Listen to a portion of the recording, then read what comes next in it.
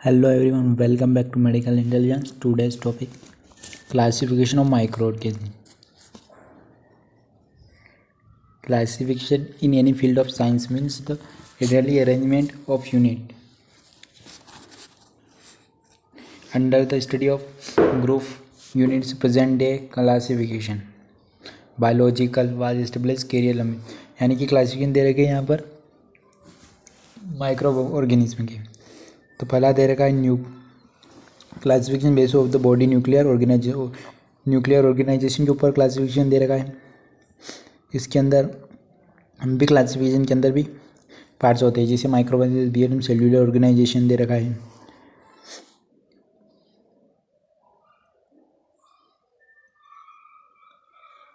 फिर इसके अंदर microbial with the cellular organisation such as, इसके अंदर आते हैं prokaryotic eukaryotic cells, prokaryotic microorganism पास nucleus lack of nuclear membrane. फिर इसके अंदर आते हैं यूकैरियोटिक सेल्स जो होते हैं microorganism that process will be develop nucleic with nuclear membrane nucleus and nucleus. Classification on the basis of morphological characteristic, यानी कि इसको क्लासिफाइड किया गया है मॉर्फोलॉजी के according to the shape of bacteria. फिर बैक्टीरिया का शेप कैसा होता है दे रखा है। तो बैक्टीरिया का शेप होता है cylindrical, rod shaped, vibrio, cornea shaped, curved rod, vibrio, etc. फिर यहाँ पर लोअर बैक्टीरिया दे रखा है। फिर अकॉर्डिंग टू फ्लैजिला के अकॉर्डिंग बैक्टीरिया। फिर मोनोस, रेक्टिस, एम्फीपेरेटियस, बहुत सारे यहाँ पर बैक्टीरिया और पैरासाइट्स दे रखे हैं।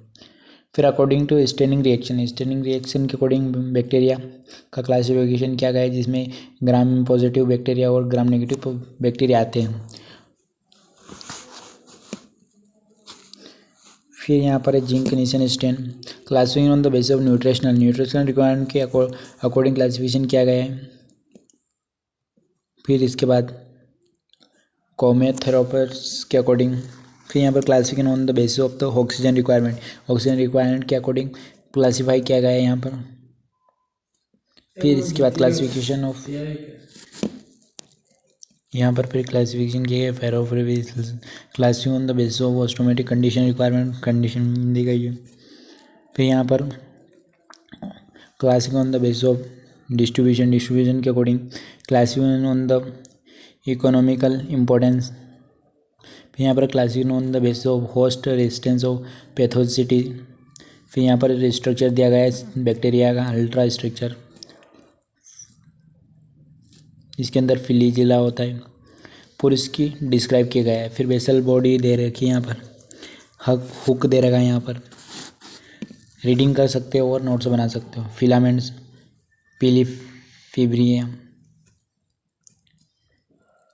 फिर कैप्सूल्स, इसके जो पार्ट होते हैं बैक्टीरिया के उनकी डिटेल दे रखी है यहाँ पर, इसके फंक्शंस।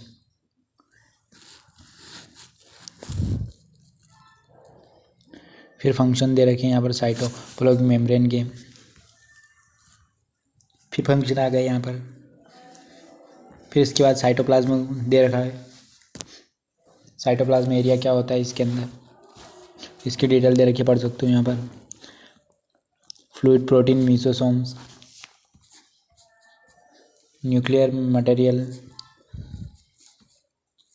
फिर यहाँ पर यूकैरियोटिक और प्रोकैरियोटिक सेल्स दे रखे हैं, जो कि स्मॉल सेल होते हैं, लार्ज सेल होते हैं, यूनिसेलुलर होते हैं, मल्टी सेलुलर होते हैं। पूरे डिफरेंस दे रखा है, पढ़ सकते हो और नोट्स बना सकते हो।